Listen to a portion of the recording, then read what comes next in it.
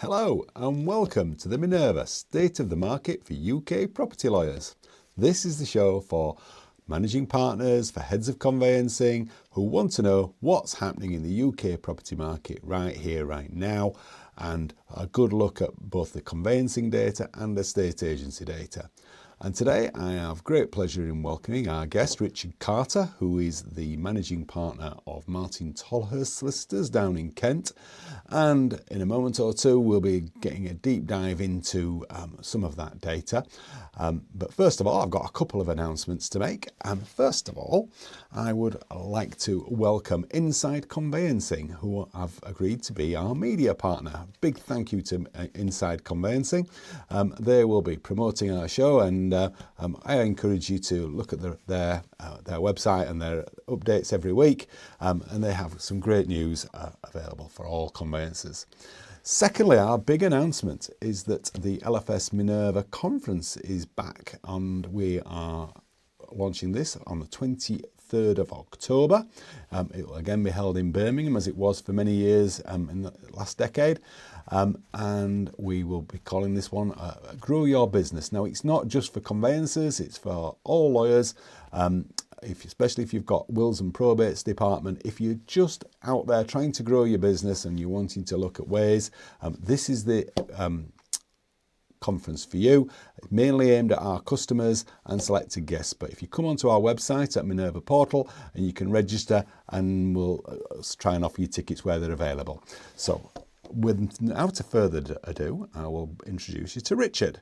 And Richard Carter, as I said, is the managing partner at Martin Tolhurst. Welcome aboard, Richard. How are you doing? Yep, good. Nice to see you, Rich. Thanks for inviting us on. I always watch the show myself, so it's quite nice to actually be on it. Very good. And of course, you're a member of the Law Society's AML committee, is that correct? Yeah, we used to be called the Law Society Task Force. We're called something else now, or AML Task Force. We're called Economic Crime and Committee or something. But yeah, still the same. I've been on that for, I think, six, possibly 7 years. I'm in my last cycle, so I'm one of the only conveyancers on there. The majority of people are on that committee are big firms from London, but there are some smaller firms, including ours, out in the provinces, so that's quite good to give them a bit of balance. Okay, and I don't want to dwell on this too much, but obviously the Law Society in the news quite a lot at the moment with its special general meeting yesterday. Quick views on the outcome of that, which, for those who don't know, the vote of no confidence did fail, and but the consultation goes on. Yeah, I think the consultation is the more important thing. I mean, there were only about 350 people registered yesterday. It sort of went 200 to the Law Society, 100 to the people who called the meeting. I think the Law Society are not saying this, but they have to accept that they got quite a bit wrong with the new TA6. No consultation with practitioners, just an imposition of the form at relatively short notice. The form's not great. It needs to be revised, and hopefully it now will be. Very good. So without further, although there is one other thing, I noticed you're wearing a red tie today there, Richard. Is that some sort of Nottingham Forest reference for my purposes? No, it isn't. It's actually, my wife tells me that this tie is called cranberry. Cranberry, okay. Not red, so but there will be the odd Nottingham Forest reference later on, I suspect, because I can't talk for more than 5 minutes without saying about them. I did think that was the case, and it was suggested that this is more of a Don Revie versus Brian Clough interview Mark II, but of course the roles are a little bit reversed because it's Nottingham Forest that do the cheating these days, isn't it, rather than Leeds. So, but with that, I will come back to that later. And welcome to Matt Slade, who I know is watching today, and I know you'll appreciate that reference right now. Okay, so we will get on, first of all, to what we're all here to talk about, which isn't the Law Society or football or anything else. It's about the data. And first of all, I need to just thank Mr. Chris Watkin, who produces a lot of these slides on his show, and of course Convey 20 Convey, who provide the data for us all to do this. So a big thanks to Chris, and you can watch his show, which is aimed at estate agents really, but is the state of the property market for estate agents. He does some brilliant work. And on with our first slide, which shows the number of listings year to date across all estate agents. And you can see from this slide that we are now up to 958,000 listings, which is more than any time in the last 7 years. Richard, what do you think to that? More houses coming on. That seems to accumulate with what we think. We're currently seeing an upturn in not only listings but sales, I think. So it's and we're certainly seeing that come through in the number of cases that we're seeing this year over last year. That feels exactly about right. The busiest for seven years. It's always difficult, isn't it? Because you're trying to take different contexts. Yeah, this is listings, remember. So this is people putting the houses on the market, not necessarily deals being agreed. We'll come to that in a minute. But if there's one of the big criticisms of the market in the last few years is people don't want to move because they can't find anywhere to move to. Now, with a little bit more choice, that gives them that option to do so. Yeah, and I think that's it. I think that when you look on Rightmove, as we all do from time to time, at houses in our area or houses in the area of a client, you do find you are finding more choice. Some things that are hanging about, but certainly more new listings than perhaps you have over recent years, where there's been really quite a dearth of listings. So yeah, I think there's more choice for people, which is a sign of a reasonable market, I think. Okay, so our next graph shows this a little bit more clearly, actually, in terms, and we show this everyone, and I think this is really how the market is progressing throughout the year and how it compares to previous years. So if you can bring me this slide up, please, that's great. And you can see that the white line here shows the number of weekly listings throughout 2024 and how that compares to previous years. And you can see that the ups and downs that we've just had, those follow the bank holidays because those are only 4-day weeks. So you can see the little dips that have occurred. But generally, the line is very positive. It's obviously, for most of this year, it has been above the 2023 line. Although I will point out that it's now probably more tracking the 2023 line exactly than being above it, which is where it was for the first 6 months of this year. But we are above 2019, well above 2017 in terms of listings. And you can see how that pans out for the rest of the year. We now sort of go through the summer months, it gets a little bit quieter, a little bit of a bump towards October, November, and then it dies into January, of course, into December, of course. So as far as the trend line is concerned, as far as new properties coming to the market, we seem to be above trend and doing okay. Yeah, and that feels exactly right. The data feels like it's reporting exactly what we're seeing on the ground. Clients, clients saying that they're putting properties on, or they're relisting after a period of where perhaps they were on last year and didn't sell, and now they're back on. Yeah. It certainly feels above 2023 in terms of listings and volumes. And of course, we've just had a 6-week period of electioneering and an election. And while the white line seems to have come more in line with the 2023 number, there's been no major fall off, has there?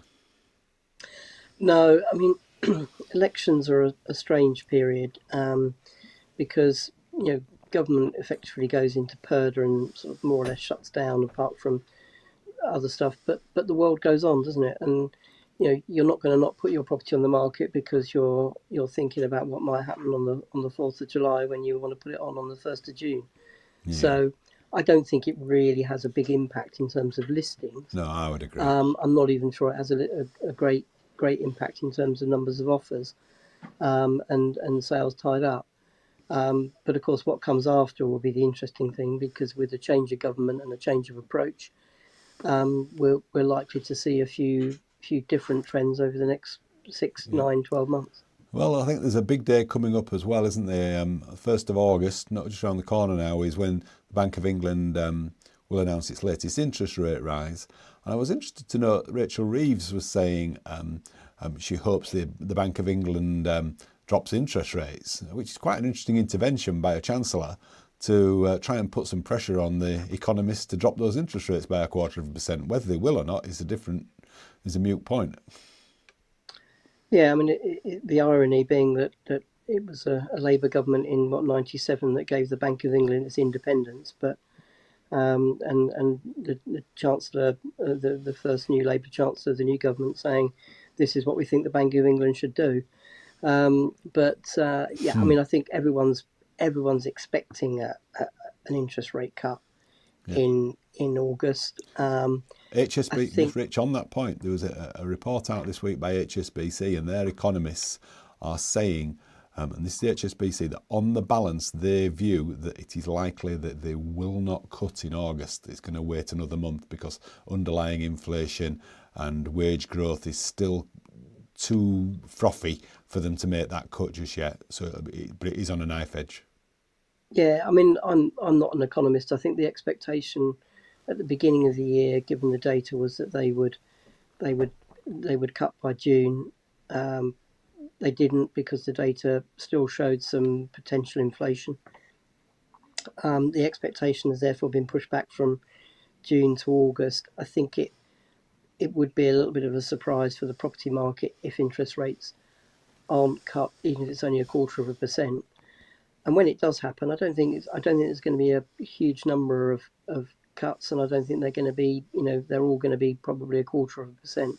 Yeah. Right. But we're not going to be going back to interest rates of 0.5.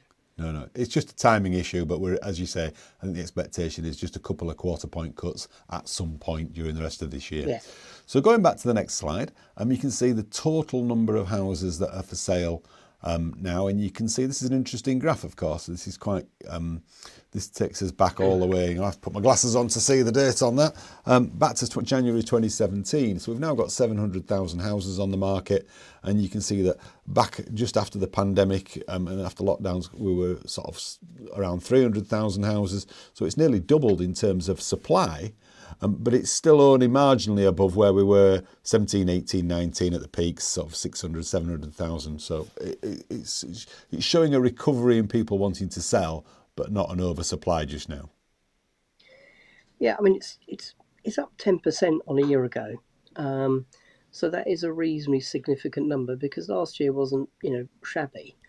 But I think, and it does reflect the confidence that started to build from the beginning of this year, that the interest rates had peaked, that people who perhaps sat on their hands whilst interest rates had gone up after various budgets and huge inflation figures, that they were sitting on their hands a bit whilst they could. But now there is that confidence to put the house on the market. Whether they can sell it, I mean, I think there are definitely more houses sticking than there were before, perhaps because they're overpriced. But there's definitely more confidence about actually putting a house on the market. Yeah, and the point that we make every month on this show about these numbers, and this is the next slide shows, we've got 700,000 houses on the market. Back in November, it was 360,000, so it's just about doubled, hasn't it? But if you take this back to 2008, when we had the last house price crash, we had 1.4 million houses on the market. So in terms of supply and demand, the amount of supply is still a long way off the 1.4 million where we were back in March 2008. And what you're saying is there's not going to be any real slump in the market. The doomsayers, we're going to have a Labour government and the house prices will crash. Can't see it at the moment because there's just not enough supply coming to the market and far too much demand. No, I mean, I think Labour's hope is that the number of houses coming onto the market will be increased because they're looking to increase new build. It's one of their central priorities at the moment. So I think they would want to see the number of houses coming onto the market to increase over their 5-year period.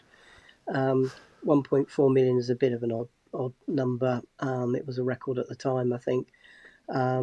and it was, that period was a very strange, frenzied period in the housing market, and it all collapsed, and the market paid for it for the next 2 years. It did. And it was a difficult time, but 700,000 is not shabby, and it's better than it's been for a while. So people have a choice, and the more choice that they see, perhaps the more tempted they'll be. Yep. So houses coming on the market are one thing, listings another.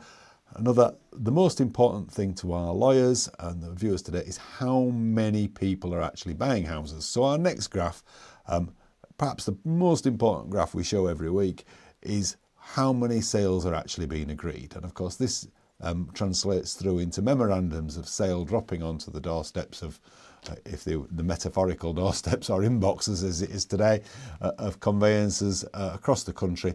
And is that increasing, is it decreasing, and what are we likely to expect? So here you can see again the white line is the 2024 situation. Sales agreed, again this data is coming directly from the property portals and is bang up to date as of last week, so fantastically on tune here. And you can see again those 2 or 3 dips this year for the bank holidays, but we are now riding high. I mean, for sales agreed, 2023 has been above 2019, above 2018, above 2023 for the whole period. If you look at the pink line, compare the white line to the pink, this is last year, we're a good 10-15% above the pink line and have been through the whole period. And here we are in late July, and you can see there's a huge gap here between the white line there and the pink line there. That gap there, that's a 10%, 15% gap. And that bodes well. And we're actually above the red line, which was 2019 or 2017, which these are the pre-COVID years. So it does show signs, and this is what every lawyer who I speak to at the moment is saying, that they're really busy. Yeah. I mean, it does feel busy. I think part of that is a contraction in the whole industry of the capacity that there is in conveyancing. But overall, it feels 10-15% above last year for estate agents and solicitors. You're right. When you get that 3 megabyte email from the estate agent saying memorandum of sale, property brochure, EPC, those are pretty frequent at the moment. It feels busier. The numbers it's been busier all year. It's perhaps slightly slowing, but I think that's probably seasonal. It's school holidays. It's summer. Well, if we go back to the graph, it does go down. Yeah, but to the graph, you'll see that the market, we have now peaked. The peak month is June, somewhere around here, and we've now just starting to come off that peak a little bit. And of course, for the rest of the year now, you can see, it's a gentle slide until we hit December. There is, as we go through the summer months and autumn, we are off the peak. As we know, everyone knows that the peak buying period is spring, and that translates into deals agreed in late spring, early summer, and that's what we're going to see, isn't it? Yeah, and that's no different to any other year, but it is at a higher volume. So we started higher, the number of deals tied up. It's felt like this year has been busy in terms of sales agreed and working on those files from the get-go. So from January, it's felt busier than throughout the year than it did compared to last year. 10, 15, 20% up most of the year in terms of numbers of files opened, and now that's translating into numbers of exchanges and completions. So that data is showing exactly what conveyancers are feeling and what estate agents are feeling and seeing, which is that it's a significantly better year than last year. So just putting a couple of numbers on that, on our next slide, you can see that in 2024 so far, we've agreed 666, number of the beast, gross sales. Again, exactly 10% up really on last year in terms of gross sales agreed. And that is as good as any year apart from the 2 post-COVID years that we've had in the last 7. So that's just confirming what you've just said really, and a good 10% rise. It goes back, Richard, and if you look at 2018 and 2019, which were fair property years, we're above that. Yeah, we're not hugely above that, but we're nicely above that. yeah, we are. So the volume is definitely there. And the other thing I like to look at here is how many deals. It's all very well agreeing a deal and getting a sole subject to contract and having a memorandum and starting the job.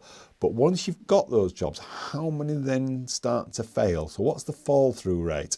And the 20-year data is fantastic with this, because it's showing that, fall throughs, the beginning of the year were at an all-time low. We were sort of in the sort of 17%, but it has now started to creep back up again. And you can see this almost constant rise, and we're now, I think if we flick to the next slide, we can see that we're at 24.95% fall through. So for every deal that hits your desk, a quarter of them are not going to make it to completion.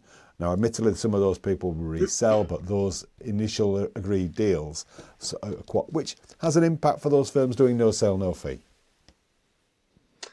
Yeah, I mean, the average at the moment is probably somewhere bang on the 10-year average, I would think. Yep.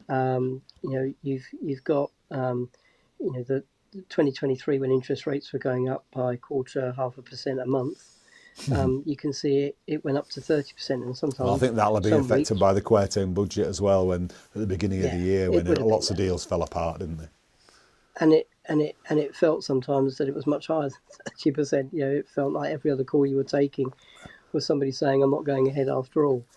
24% is feels right. It's about 1 in 4. Some of those are bought very quickly. People who the memorandum of sale hits your email on the Monday, and by Wednesday, Thursday, when you're trying to get instructions, someone tells you they pulled out. They've decided they can't afford it, or they've spoken to their mortgage broker, or whatever it is, whatever the reason. So some of those fall throughs are pretty quick, and you're not doing any work on them. Yeah. But there is a chunk, and it does feel like it's increased a bit this last month or two, that are bought when they're close to exchange. Now, it can be your client, it can be anybody within the chain. As soon as the chain is not complete, then it's an abortive. Yeah. And either someone puts that piece back together in the chain with someone else, or your transaction falls through. We currently offer no sale, no fee. It's something we review reasonably regularly. It's definitely something that clients like to hear when they're instructing us, that if it falls through no fault of their own, then they will not get a big legal bill. But the downside to that is that 1 in 4 don't go through, and you might not get paid, or you might get paid, but after a second or third bite of the cherry when they've got another buyer. Yeah, I was speaking to a lawyer yesterday, Rich, and there's quite a lot of law firms out there who really dislike no sale, no fee as a concept, because they want to get paid for the work that they do. What would you say to those firms? No, I mean, I understand that modelling entirely. It's something traditionally we haven't done, but we do keep it under review, because it does feel quite painful if you've got a matter that falls through right at the point of exchange for whatever reason, and you've done a lot of work on it. But you've got to work out what your pricing model is. If you do no sale, no fee, you've got to collect a lot more up front, because people don't traditionally pay once their transactions fallen through. So there are a couple of barriers to clients. They like to know that they're not going to get a big legal bill if it falls through, and they like to pay an amount on account, but not a large amount, because again, that's money that's at risk for them. So each firm decides what they want to do themselves. Yeah. Okay. So taking into account those net sales and the fall through rate, if we then look at the next graph, which shows gross sales less the fall throughs, and then we call that net sales, you can see again a similar sort of pattern. Obviously, the big yellow drop is the COVID year of 2020.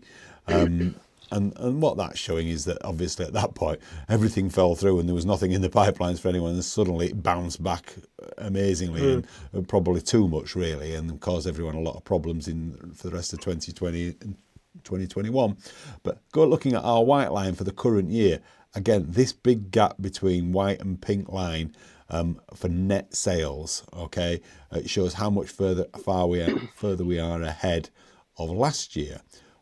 But I would point out again, and this makes it clear, that the 2017-19 average, the orange line, while we were above it for the first 6 months, we've now just come back into kilter. Now, whether that's the election factor or whether it's a wider, these interest rates are staying higher for longer than I thought, I'm not 100% sure, but it's certainly something we need to keep an eye on as the months go ahead.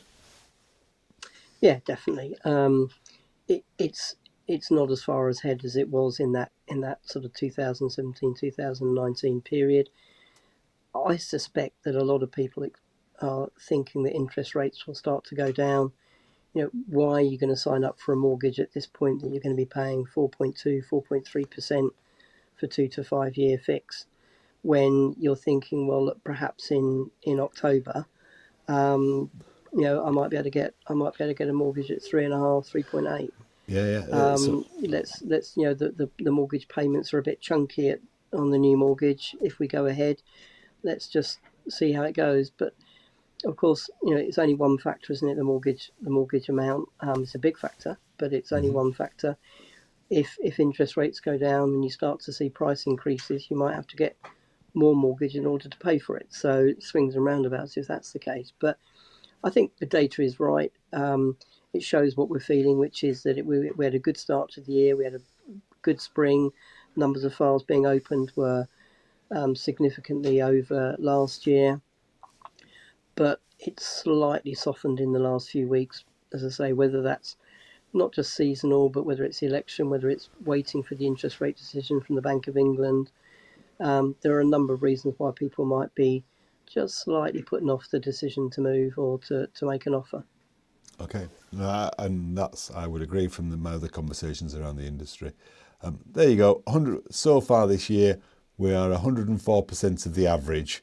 So up, and again, it's a really clear sign, isn't it? We are exactly, well, in terms of net sales, we're actually up probably about 15% on last year. So listings up about 10%, net sales up so far quite well. And well above where we were in 2019, as you said before. So that's why it's feeling a bit strained out there, but I think the signs are it might get a little bit easier over the coming months.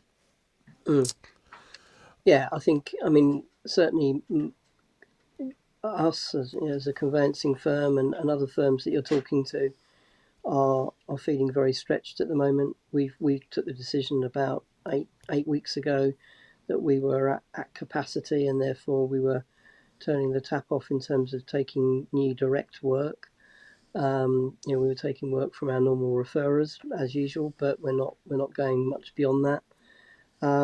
And that's to try and keep client service levels at a good level, and to make sure that our staff are not overworked. I'm sure they feel that they probably still are in the current environment with the number of calls and emails that we get on the big pipeline we've got. But it feels like it will ease a little bit over the next few weeks. Yeah, I think that's a brave move actually, Richard, and one that would surprise a lot of our viewers today, that in effect what you're saying is you're looking after your main introducers and keeping them sweet, but as far as new direct work, you're turning that away at the moment because you've got to keep those introducers happy, which is absolutely understandable. And people are just approaching you direct off the street or from your website. You're saying, sorry, we're full at the moment. Yeah, that's generally, we're not doing any marketing for new business in residential conveyancing at the moment. We are cherry picking what we take, and we're generally not taking anything. But where we get a client who is a good client or coming back to us, we may well take that. But you have to take a decision. You have to show a bit of leadership to say, look, our capacity is whatever it is, 150, 180, 200 a week, and we can't we can't regularly breach that capacity, because otherwise we're just storing up a problem for ourselves, our clients, and our staff. You have to know what your capacity and what your limit is, really. And that's really important. That's a really important issue, and a lesson that a lot of firms did not learn during the last after the post-pandemic period, they just took on too much work and then blew the staff up and blew the clients up and transaction times, and it was horrendous.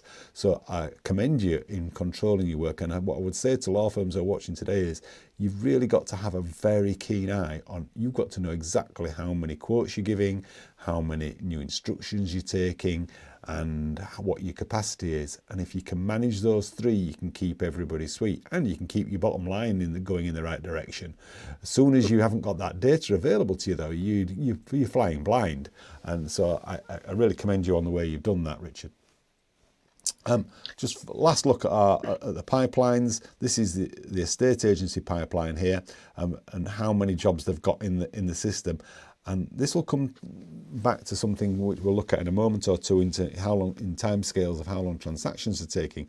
But you can see that estate agency pipelines of work between sole subject to contract and completion are now starting to rise, and we're back to those post-COVID levels. 481,000. This is the same work that lawyers would call WIP, work in progress, and it's significantly above where it was before the pandemic. We've got a lot of work in the pipeline to come out yet, and I think at the beginning of the year completions were not very high, January through March, and now we're seeing the culmination of that, and timescales maybe slowing down a bit. Yeah, definitely. I mean, I think the data doesn't necessarily show that at the moment. I know the data at the end of March showed a further reduction in average timelines for conveyancing transactions. That's not the case now. I think the next set of data, probably due for release shortly. Yeah, we'll see that in a second. June, will show an increase, because A, there's more transactions to deal with. B, summer traditionally is the period where you've got less staff to process the work, and to look at cases. So this graph explains for me why conveyancers are getting more emails and calls from estate agents, because there's a lot of money locked up in there. If you've got 480,000 transactions, and that's 15-20% above last year, then people don't want it in their pipeline. They want it exchanged and completed. Absolutely. That's no different for lawyers either. They're not sitting there trying to prevent exchanges. It's a question of being able to comply with all the requirements, all the lender's requirements, satisfy the clients, and get it through. But yeah, it's a symptom, isn't it, that pipelines have increased. That's partly transaction times. It's partly the volume that's going through and the capacity of the industry to deal with it. So none of that is a surprise. It just explains why we're all under such pressure. Okay. I brought this graph in. This is one of Chris's more recent graphs, and I really like this, and I think there's an interesting story to be told here. We don't normally worry too much about prices, but what this is showing is the pound per square foot of transactions that have been either listed, sole subject to contract, or exchanged. So the red line is the new listings, and you can see that new listings, the prices are going up and up and up and up, and the gap is actually getting wider between listings and exchange. So I think this is what Chris would say is this is a case of estate agents overvaluing properties and putting them on at too high a price, and when they actually come through to exchange of contracts and sole subject to contract, there's quite a big gap. But what is really interesting, if you look at the orange line, since November 23, you can see quite a marked rise. So the orange line is deals that are being sold, SSTC, and you can see that the price per square foot has increased quite markedly from about £320 a square foot to £350 a square foot. And this, of course, is going to be a perfect predictor of house prices in the next 6 months, because when those jobs eventually hit the land registry and Halifax and people like that start reporting on them, we're going to get the Daily Mail and the Daily Express saying house prices are booming again. And the reason is that that's old data. And here we are with the live data saying, yes, they have started to rise. And what we will see is this exchange line here starting to follow the orange line, as it always does, okay, in the next 3 or 4 months. So your prices are going to start to increase. It'll just be a narrative that the press that we start to see over the next 6 months. Prices are rising. We may have seen the end of that, but we'll see. Richard, comments? Yeah, it doesn't feel like prices are rising significantly. From our perspective, you see clients who perhaps sold in March who've resold now. They're getting the same price. Sometimes they're getting a bit more. Sometimes they're getting a bit less. Certainly, when prices are on a big upward tilt, you see fall through transactions decreasing, and you see people reselling for higher prices all the time. That isn't happening at the minute. So I'm a little bit wary of this. I'd want to see a bit more data before Okay, I you're I, obviously I think looking it's at, definitely going to confirm. yeah, I think the things to qualify this is a national average, whereas what you see is very much Kent based, and Kent Yeah, being the Garden of England where everybody apparently wants to live, it is the most, probably the other outside of London is probably the most expensive part of the country, and therefore you've hit certain upper limits like a glass ceiling in terms of prices and what people can actually afford. yeah, there's definitely some of that. I think people are when they want to put their property on the market, it's always it's tricky, isn't it? Because they see other properties on Rightmove that they consider to be very similar to theirs.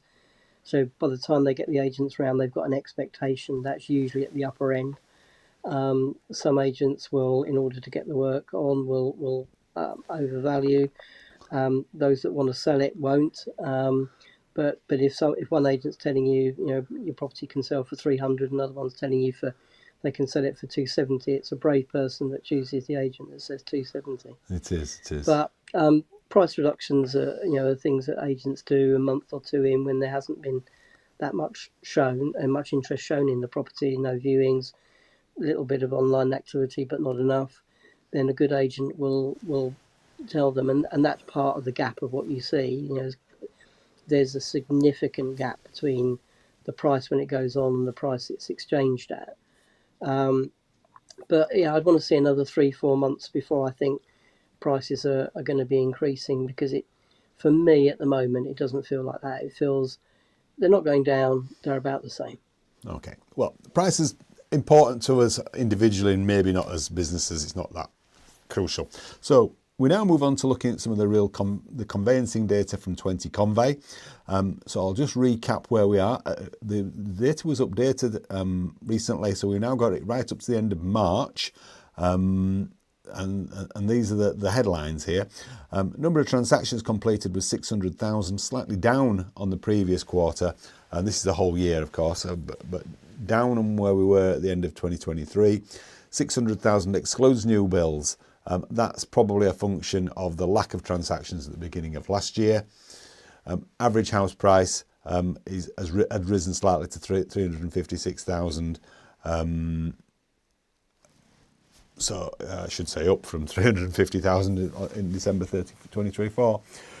So leasehold sales are still 23% of all jobs.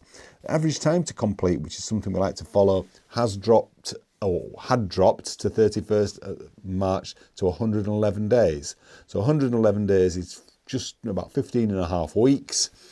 So when people say we'll complete a job in 8 to 10 weeks, they're talking rubbish. The average is 15 and a half.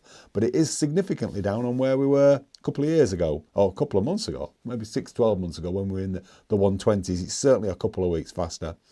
And that little stat we look at every average time for post-completion, this is the time it takes lawyers from completion to get the job to the land registry, has stayed steady at an average of 18 days.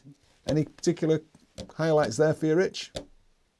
No, I mean, I think, as I said earlier on, that this data is the one that's a little bit lagging behind, because I don't think that the average time to completion is going down still. I think it's probably gone up a little bit. We're not back to where we were a couple of years ago, where you were talking averages of 120 to 130. I'm reasonably sceptical about the average here. I know it's an average and therefore it should be a good indicator, but there are so many things that affect the chart. Whether it's your mortgage offer, whether it's you've got to report on something to the mortgage lender, they've got to go back to the valuer. You could be in a chain where you are ready after a month or two. You've got a cash buy, you're ready, you've got all your searches. client's done all their AML stuff, you've got all your source of funds, you've reported, they've signed, you can still hang on. I've got one that's we've been ready since something like the middle of March, and we still haven't exchanged because the people at the top took time to find, and then when they found, that fell through, etc., etc. You can only go. It's a cliche, but it's very true. You can only go as fast as the slowest person in the chain. And if the slowest person, slows it down, then there's nothing as a lawyer or as an estate agent you can do about it. Okay. Um, That's fine. I appreciate that. Look, we're looking at averages across a whole, and there's always going to be anomalies that take those out. I have spoken to 20 Convey about trying to refine some of this data from a raw mean average to trying to look at it in perhaps a more different statistical element in that. But we'll come to that in the future. So what we get to now is, let's see who the larger firms are. Now, this I haven't always shown this particular report before, and what you can see here is that where everyone thought My Home Move were the largest firm in the country and have been for many years, they've now been usurped in their number one spot by Taylor Rose, and who are a consultancy model in the main, but equally Setford's now up to number 3, or another consultancy model. And so the largest firms are now, 2 of the big 3 are both consultancy models. What do you think that says about the industry and where things are moving? Yeah, I mean, I'm still a bit surprised by that, I'd have to say, but I mean, the data doesn't lie, does it? So there's definitely been a trend for people to, individual conveyancers to perhaps move away from big firms, small firms, because they want to work from home. They enjoy the flexibility of being able to accept cases or reject cases, which I assume is more part of the model. And therefore, you've got a lot of individual conveyancers working within those firms who are operating that model, and I'm assuming it works for them. Whether we've peaked at that sort of trend or not, I don't know. It's certainly appealing to many people, that model, but I do just wonder, in terms of future insurance, insurers are very hard on conveyancers and conveyancing departments about how they're supervised and what claims they have, and whether that's sustainable as a model or as a bulk model, I don't know. So yeah, I mean, it as I say, it feels like a bit of a surprise. My Home Move, I think they've struggled a bit, haven't they, in terms of Well, the market shares dropped there, 26%. their market share has dropped significantly, but which is quite a bigger drop than I thought we'd see. But we have them on less transactions for sure. Anecdotally, I could say that, and you find them less in chains. But I suspect that some of the referrers are perhaps not referring directly to My Home Move, but it might be that they're referring on a panel arrangement to Taylor Rose or Setfords or O'Neill Patient, who O'Neill Patient's still very strong. So yeah, I mean, I think it shows a trend. It's a question of whether that trend continues, whether Taylor Rose and Setford continue to increase their market share at the expense of My Home Move and O'Neill Patient. I'd be surprised if it was any more significant over the next 6-12 months. Are they taking work? Are these firms like Taylor Rose and Setford's taking work off the My Home Moves, or are they really taking work off all the other little one-man bands, of which there are about 4,000 4,000 law firms, of course, and we're looking at 10 here. So is it that they're taking work across the market just in their local communities? I think it's probably a bit of both, isn't it? I think they're taking some panel work, and that's probably increased. And certainly where you've got individual conveyancers who've got contacts with estate agents where they've left their former firm and they've joined one of those models, they'll be taking some individual, one-man band type agents with them. So there's probably a bit of a mix there for both. He says, sitting on the fence. Okay, so the next part of this show is where we actually take a little bit of a deeper dive into one of the areas, and of course, because we've got you with us today, it only seems right that we dive into the conveyancing market in Kent. So we started with a look at the national picture. If we then drill down and go to the southeast, which is not just Kent, of course, it's sort of all of London and Surrey and surrounding areas. And you can see that Taylor Rose suddenly maintain the biggest, but then there's some firm who jumped up the rankings called Martin Tolhurst, who are now sat there as second in the whole of the southeast with a 1.89% market share and doing really well. You must be quite proud of that. Yeah. I mean, it's nice to see yourselves in the upper part of the table. 1.89% doesn't feel like significant market share, does it? Not for the whole of the... I mean, you're talking in the biggest part of the country. More people live in the southeast than anywhere else, so it's pretty significant. And you'll see as we move through the following slides, it gets a little bit better for you. Yeah, I mean, we only focus on Kent, really. We're not a national firm. We don't do national panel work. So it's quite pleasing to see that we're a major player in the southeast. But most of those firms are national players, aren't they? Taylor Rose, My Home Move, O'Neill Patient. They're all the national players who've got a proportion of the market in the southeast through their panelled work from agents. Yeah, no, I won't focus too much on time to complete because I know you've got some issues over those data, but quite a bit of variance. Average time to complete in the southeast 114 days. You're at 119, 5 days, but neither here nor there really. But some, the difference between the slowest and the fastest. Steve Rimmer at 108, slowest. Oh, don't want to say. Oh no, I can say Conveyancing Direct 127. So it's 20 days difference, really, isn't it, between the two? Yeah, I mean the issue that I have with that is, as I said earlier on, there can be so many factors that affect your time to complete. The fact that the majority of firms doing the majority of work, as you'll see here, no one's better than 108, no one's worse than 127. Yeah. So there's a couple of weeks difference between top and bottom, and that may be for completely for reasons out of their control. We had an issue with Canterbury City Council having a cyber attack. Couldn't get any searches for 6 weeks, 8 weeks. It wasn't that they were delayed. Completely valid point.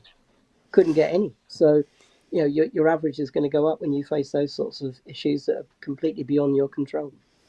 So let's drill it down a little bit further then. That's the whole of the southeast. Let's just take Kent as a whole. So if we look at Kent, the stats become quite remarkable.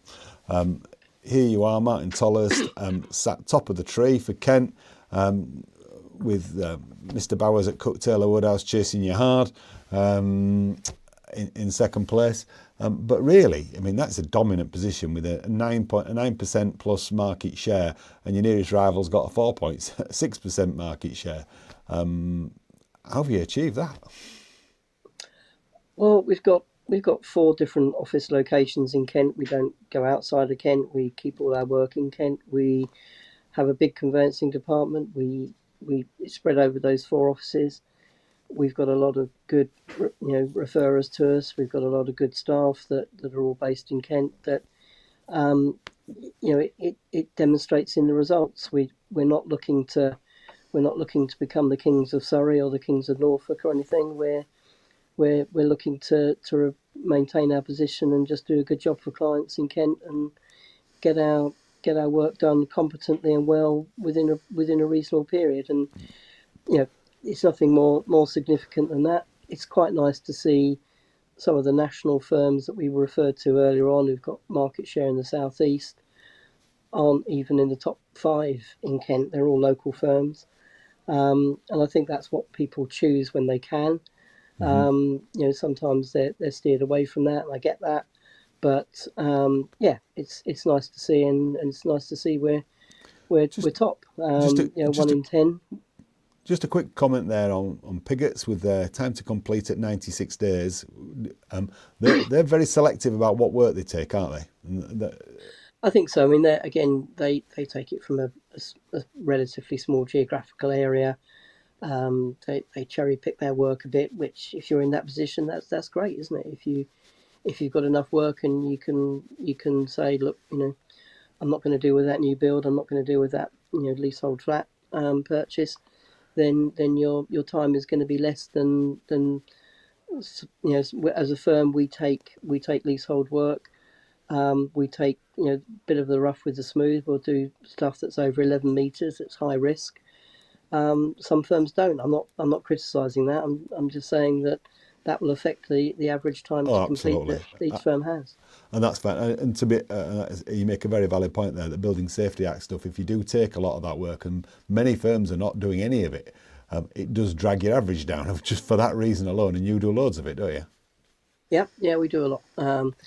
We don't go out of our way to get it, but it falls into our lap from existing clients or referrers, and someone's got to deal with it, and we've got a process for dealing with that. It's difficult work, but it's work that you can, if you've got the right people and you've trained them right, and our people have been trained to death on Building Safety Act and fire safety stuff, then you can handle it. Clients have to pay more for it because it's a specialised service, but they've got to go somewhere. They have indeed, so it's good that you offer that service. And this just shows the power of this data, though, how you can actually compare yourself and how you're doing and keep a trend on what you're going, because we can go even further than Kent. And I'm going to pick on the little town of Maidstone, and here we go, drilling down even further into Maidstone, and your market share in Maidstone is now up to a whopping 14.79%. And again, it's pretty much a two-horse race between you and Cook Taylor Woodhouse, isn't it? Yes, I mean there are a number of firms in Maidstone, and they've got they're all shown there. They've all got some market share. We happen to be the biggest at the moment, but again, what's quite interesting when you drill down to that level, Richard, where you've got such a small, it is just a market town. It's a county town, but it's not the biggest. And you in the top 9, you haven't got one firm that's outside the area. Oh, sorry, no, top 8. Sorry, you haven't got one firm that's outside the area. So people do tend to go to a local firm in the main when you drill down to that sort of level. Very valid point, isn't it? The national people build up because they're in every area. We wouldn't appear on any stats, I wouldn't have thought, for Cornwall or Devon or Dorset, because we don't do any work there. Yeah, and that again makes a valid point. And to the people who are watching today, you can be really strong in your own area and not appear outside of it. So with the right marketing strategy, and there's lots of different ways of doing it, you can become and get to a 14-15% market share, not just in a market town as small as Maidstone, but if we go back to Kent, you can get to a 10% market share in a county as big as Kent, which is one of the biggest in England. So just a little bit further detail on that, really. In the last 6 months, you can see how you've been, and I'm drilled down there again back to the Kent area, showing that you've got a market share. And this is the power of the data. And I think I particularly wanted to show this. You can see the blue line here and gives you your market share over the period, and shows that you've actually grown from about an 8%, 9% market share to 11% market share is where you currently stand at March 2024. So that's quite impressive, really. You're on an upward trend, and this is the power of using data from 20 Convey and other suppliers that do exist, I suppose. And if you've got a handle on it, you can understand whether you're going up, whether you're going down. So if you're, I don't know who Blue is here. Blue is Cook Taylor Woodhouse there. Pretty level, really, but you wouldn't want to be the purple firm. Or they made a bit of a recovery. They had a bit of a drop, Boys and Morn, and they've just had a recovery as well. So you can see just how well your marketing strategy is doing by monitoring these things and comparing yourself against to others. Yeah. Any comments on that? And it's important. It's important to understand the data, because whether it's this data, whether it's your own, about how much stuff you've got coming in, that doesn't surprise me in any sense, because we felt really busy with new matters in December and January, which came as a bit of a surprise. It wasn't the trend that we'd had in 2023. We'd been fairly flat in 2023. Excuse me. But we've been fairly flat in 2023 in terms of volumes. But you need to start getting additional staff. You need to start training staff, developing staff, to cope with an increase in work that's 10, 15, 20%. Yeah. And unless you know that's coming, and if there's a lead in time from a file being open to being exchanged of 3 months or so, 3 to 4 months, then you've got a little bit of time, but you haven't got much time to adapt to it. Okay. Well, we're running a little bit short on time now, so I'll move us on. Just last couple of graphs now. Just looking at the whole state of the market, and it's quite interesting. We've picked up on this before, and so this is the up-to-date situation. And what we're seeing here is the market share by total completions. So the largest 20 firms now control 14% of the market. The next 20 to 50 control 8%, 50 to 100 another 8%. So what we're saying there is 30% of the market, 30% of all conveyances are done by 100 firms. That is definitely consolidation in front of our very eyes, isn't it? Because the next 69% is done by nearly 4,000 firms. That's incredible, isn't it? It's becoming so consolidated into these bigger firms. It is. I think even 5-10 years ago, the stats were that 85% of conveyancing was done by, small to medium firms, and it was often labelled a cottage industry, which is a bit unfair, because some of those firms are quite developed and sophisticated in how they do it. But what has happened is the consolidation and the increase in size of the big boys, particularly the national ones, where you've got now over 30% of conveyancing is done by a small number of firms. So that is continuing a trend, and you can only see that carrying on, that the bigger firms are going to get more market share and bigger, and the smaller firms are going to get less market share and a fewer number of transactions. And that doesn't surprise me. But overall, you've still got 70% of conveyancing done by small firms. And that's, if you looked at other industries, if you looked at accountancy, if you looked at any retail, that wouldn't be the case. No, certainly retail, it's dominated, supermarkets dominate probably the grocery bill, probably 80% of everyone's grocery bill, where corner shops are now just a fraction. And I suppose the big question for the legal industry is that's what's going to happen. Are we all going to be working, is conveyancing going to be done by the big 4 or 5 conveyancing firms, just as Tesco and Morrison's and Asda dominate retail? It doesn't look like that's happening anytime soon, does it? Not anytime. It's taking a long time to get there.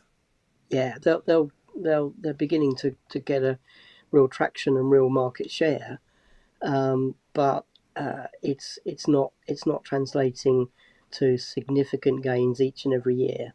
No, I don't. I would agree. Just a final slide.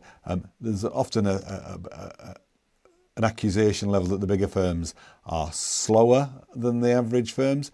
And I think this would say, yes, they are a little bit on average, but actually what we're talking about is maybe 6 days. Firms over 200, doing over 200 completions a month are averaging 113 days, where the rest of the market's averaging about 107.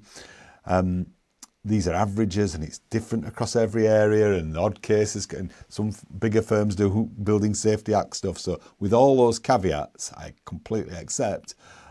But the gap, that difference it's not even 5%, is it? It's a tiny amount of difference between, and actually, if you look at the real small end, the firms who complete between 10 and 24 jobs a month, they're actually a bit slower than some of the more medium-sized firms.